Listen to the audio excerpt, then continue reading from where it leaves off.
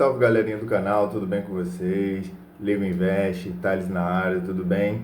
Então galera, hoje eu vim falar com vocês sobre dois temas principais. O primeiro deles é, hoje tenho 125 mil reais investidos. Dá para viver de dividendos com esse valor? Dá para falar, agora eu posso largar o emprego, jogar tudo pro alto?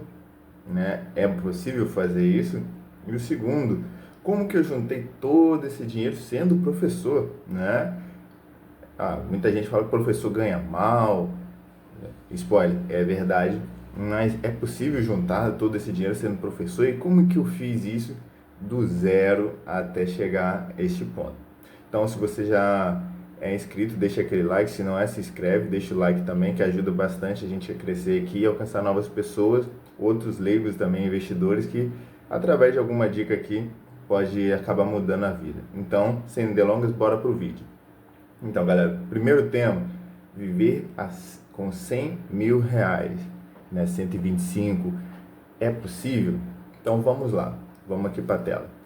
Hoje, em resumo, né, eu tenho 125 mil reais ali investido na bolsa, né, dá aquela pequena variada, né, de 123, 125. Como meu patrimônio praticamente todo é alocado em fundos imobiliários, né, tem aquela variaçãozinha, né, que uma parte dos meus FIIs aqui estão positivos, tem uns outros que, né, vão variando um pouquinho para baixo ou não, né, então a ETF puxa para baixo, outros puxam para cima, o Tesouro Direto puxa um pouquinho para baixo, então vai tendo aquela oscilação. Mas em grande maioria, vocês veem, galera, praticamente 100 mil reais, né, tudo investido em FIIs. Né? Muita gente fala, você quer alavancar os seus investimentos, dobrar patrimônio, você coloca em ações. Eu tenho ações também, eu só tenho a CEMIG e o Banco do Brasil, né? Pretendo estudar outras conforme passar do tempo, para ir colocando algumas ali, mas eu sempre gostei muito de imóveis, então eu prefiro colocar ali no momento, né? Muita gente fala que fundos imobiliários é um freio de mão, então estou vendo se isso é verdade ou não, comprando algumas ações e fazendo esse teste. Por quê? 125 mil não me dá aquela tranquilidade para poder jogar tudo pro alto, galera. Pegando ali 0,8, 0,9% ao mês, vamos aqui em proventos, vocês vão ver que, em média, são 800 reais, galera. Mês passado foi um pouquinho menos. Esse mês de março, né, ainda tá para chegar alguns que ainda não estão contabilizados aqui, então deve ficar mais ou menos essa média. Você vê que é meio salário mínimo, né? Pegando ano passado, né, até o final do ano passado, 800, 794, o salário mínimo era 1.500, então também estava na faixa de meio salário. Então eu estou no quesito de aporte relativamente, claro, não para todo mundo, então não é a mesma coisa. Então vocês veem que de muitas expectativas de ter 100 mil, te dá aquela certa garantia.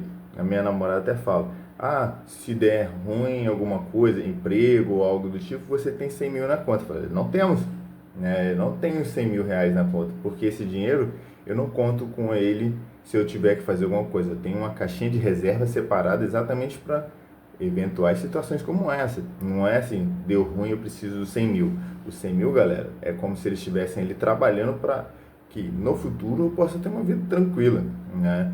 Senão a gente sempre pensar que qualquer problema que der tem dinheiro. Aí você compra carro, você compra casa usando esse dinheiro, não usando o dinheiro do banco, e tendo a segurança que se der algum problema, eu uso uma parte desse dinheiro, né, para não pegar um juros rotativo muito grande.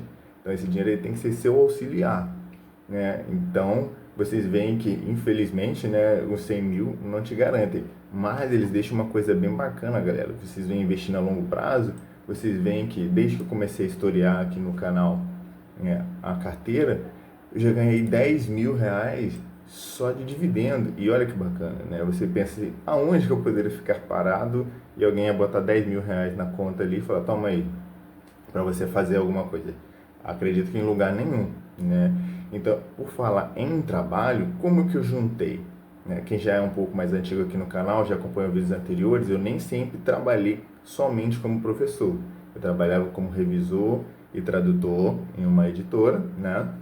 E lá eu fui demitido, mais ou menos no meados de 2024, e aí comecei a me dedicar somente como professor. Então, naquela época eu já tinha como revisão, tradução, né, uma fonte de renda, e depois como professor. Comecei a dar aula de inglês online para algumas pessoas.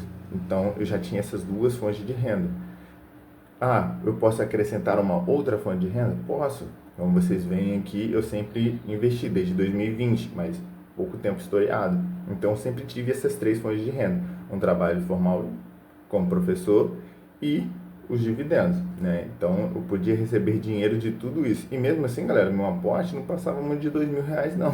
Era 1.500, 2.000 quando ia. Então, eu fui juntando assim, né? Foi se escalando um pouco. Porém, o que eu podia fazer para começar a alavancar cada vez mais ao final do ano? Eu pegava férias, 13º e pensava, eu preciso viver também. Nos primeiros anos, infelizmente, não foi assim. Eu era viciado em juntar dinheiro. Falei, quero juntar, quero juntar. Então eu pensei, bom, se eu pegar o 13º, férias, que geralmente é uma bolada de dinheiro, e gastar, quando voltar o ano, não vou ter nada. Mas se eu guardar isso? E assim eu fiz a primeira vez. Eu vi ali que a minha meta era guardar 20.000 na minha reserva de emergência. Eu falei, caramba, tô mais perto, né? Então, depois que eu chegar aos 20.000, o que eu vou fazer? Então, guardei, cheguei nesses 20.000 até que relativamente rápido, né? Porque sempre tinha essas outras fontes de renda entrando, como professor particular. Então, eu falei, consegui rápido. E aí, após ser mandado embora, eu recebi uma bolada, né? Carteira assinada, a gente recebe um bom dinheiro, né? Tem suas vantagens de ser CLT também. Então, peguei todo esse dinheiro, podia ter feito exatamente na época das férias e 13º. Vou gastar tudo, mereço, agora meu período sabático. Não, galera, é como se você vendesse um carro ou outro ativo que você tem. Eu guardei tudo e falei, se estava funcionando lá, e se eu guardar esse dinheiro e fazer ele trabalhar para mim? Então foi onde que o dinheiro deu uma boa alavancada. Eu falei, pô, vou conseguir viver de dividendos agora? Não consegui, né? Então eu falei, pelo menos eu tenho um dinheiro que se eu quisesse, galera, comprar uma casa à vista, aqui próximo da região, tem casas de 100.000, 120. Estava até olhando uma recentemente e eu falei, bom, daria para comprar à vista se eu quisesse. Porém, olha que bacana, eu não precisaria comprar esse à vista. O banco me emprestaria esse dinheiro, provavelmente por causa do meu histórico de bom pagador, meu score, ele me emprestaria esse dinheiro e, né, eu moro atualmente nessa casa, eu poderia alugar aquela enquanto, né, ela vai se pagando através do aluguel e poderia pegar às vezes o dinheiro dos dividendos e ir, né, adiantando as parcelas, galera. Então é como se o dinheiro, vamos dizer assim, trabalhasse para me ajudar a quitar um outro imóvel, né? É um plano mais futuro que eu tenho para fazer isso também. Porém, o bacana, galera, é que eu juntei isso tudo sendo um trabalhador, né? Eu pegava férias, 13º, renda extra e atualmente, o que você tem para poder conseguir continuar aportando esses 2.000 e 1.500, que é geralmente que eu consigo aportar? Eu tenho, galera, aqui meus 800, né, que vem todo mês praticamente.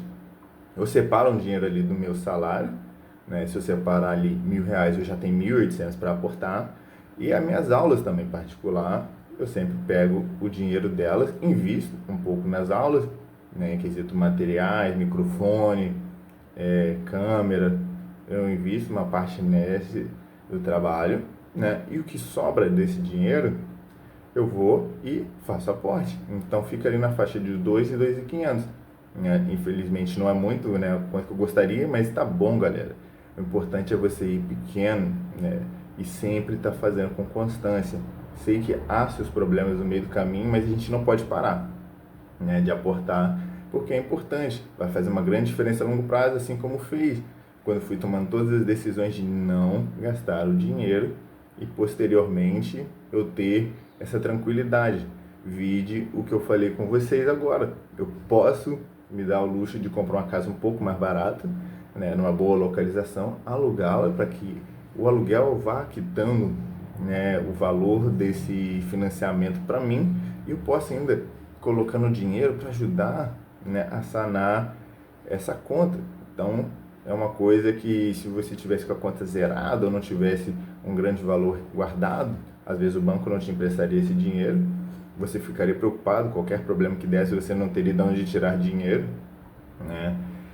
E, né, você ficaria extremamente preocupado se você conseguir quitar aquilo ou não, né? Numa expectativa, fazendo esse empreendimento de comprar um imóvel ok, dentro de uma boa localização, por um valor de até uns 200 mil, galera, dá para se quitar ele, dependendo do valor do aluguel, em 5 anos, né? Você não precisa passar 30 anos financiando, você consegue em 5, você adiantando algumas parcelas, ou um pouco mais, ou um pouco menos, depende do dinheiro que você tem para aportar.